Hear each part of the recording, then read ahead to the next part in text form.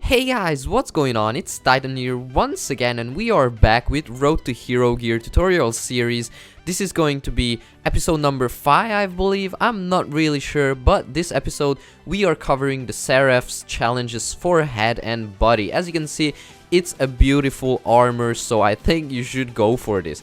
Again, in order to unlock the Hero Gear challenges, all you have to do is to complete every single challenge with every single specialist in the game, and then you can work on the hero challenges. Now, for the body challenge, all you would have to do is kill 6 enemies with the Annihilator in a single game, and of course you would have to do this 6 times. Now again, as far as the class setup goes, use whatever primary gun you play best with. Again, as for the perks, you should be running Flag Jacket just because it will help you out a lot with your combat focused challenges, because you will be hopping flags like crazy in domination. Again, overclock, that is straightforward, that's a must. And run Dead Silence, because that will also help you out with both of your challenges. And Tactical Mask again against flashes, because people, you know, like to toss them around. Now again, as usual, you can earn up to 3 to 5 Annihilators in a single domination game, which is actually decent, which leads to my next point, which is try to get at least 2 kills per Annihilator use, and you should be all set. The third one is always aim in with the Annihilator, especially if you're a console user. You would have aim assist. PC players should also aim in with it, which leads to my next point, which is never actually hipfire with the Annihilator. It is extremely bad if you hipfire with it. You will never hit a shot, and it's like playing the lottery, I'm telling you. The only time I found myself hipfiring is when someone was right in my face, but even then I tried avoiding it. The next point is, I would recommend you guys play domination, since that would be the best. The reason for that is because they last long and you get 200 points from capping a flag, which will help you building up your specialist abilities way faster.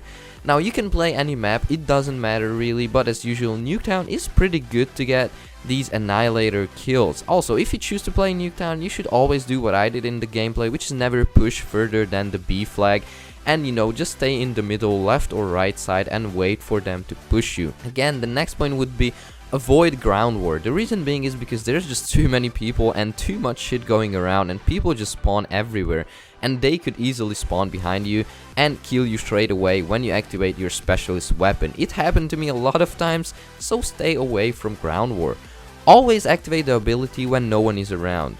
The reason for that is because it takes like 2 seconds for the character to play this useless gun spinning around my finger bullshit animation. I understand that there's an animation for all of the specialists, but this bitch just whips out this weapon like it's a toy and does 2 unnecessary spins. I think spinning the gun once should just be enough to show off that you got skills, really. But when you use the Annihilator, always make sure that you got teammates in front of you. The reason being is because if you activate the specialist weapon and you are pushed way too far ahead, the enemy will of course shoot you. However, if you let your teammates push up and you stay back, that would be more of a wise decision, since the enemy will focus on killing your teammates instead of you. For the head challenge, all you would have to do is earn 4 score streaks in a single game while using combat focus. This might be a bit confusing, but here we go. I'm gonna tell you guys some stuff that you should know about it. Now, these are the 3 score streaks that I was actually using, and I guarantee you this is going to work, and you should run the same setup: UAV, care package, and CUAV. Now, the thing that you will notice is that there's only 50 points difference from these 3 score streaks, which will make our life easier. Let me just explain to you how. Now, in a single domination game, you would earn your combat focus up to 2 to 4 times, which is more than enough, trust me. Now, first of all you would have to do is build up your specialist ability. Play domination only for this one, and make sure to always play the objective. Now, when your combat focus is available and charged up, don't ever use it straight away, because the lowest score streak, which is the UAV, needs 500 points, and the highest, which is the counter UAV, needs 600 points. So there's only 100 points difference. So here's what you have to do to get the most out of this. All you need to do is work your way up to 400 points. Now, there's multiple ways to do this. You can either get 4 kills, since 1 kill equals 100 points, so 4 kills will equal 400 points. Or, since you are playing domination, if you capture the B flag or the enemy flag, you get 200 points. Then you would only need 2 more kills to get your way up to 400, but of course without dying. I hope you're still following me on this one. If not, pause the video and watch the notes that I'm leaving you on the screen.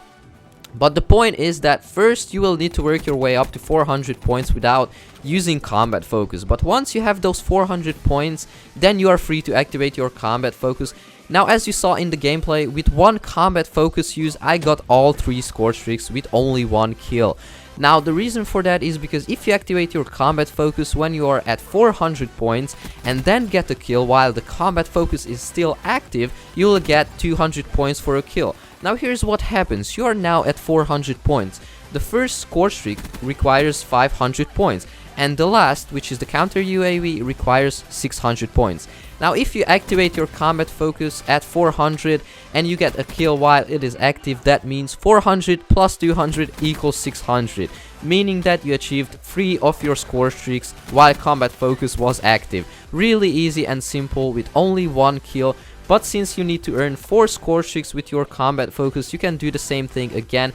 However, instead of using the combat focus when you are at 400 points, you can use it at 300 points. And if you get a kill, that's again 200 points. So 300 plus 200 equals a UAV, because a UAV needs 500 points. Which means you earned 4 score streaks in a single game. But from all these calculations, I actually got a massive headache, so I'm just gonna leave the video to that. Again, thank you guys so much for watching. If you did enjoy, drop a like, it would mean a lot to me. And again, subscribe for more Black Ops 3 content on this channel. Again, thank you guys so much for watching. Stay well, stay awesome, and I'll see you in the next one. Peace.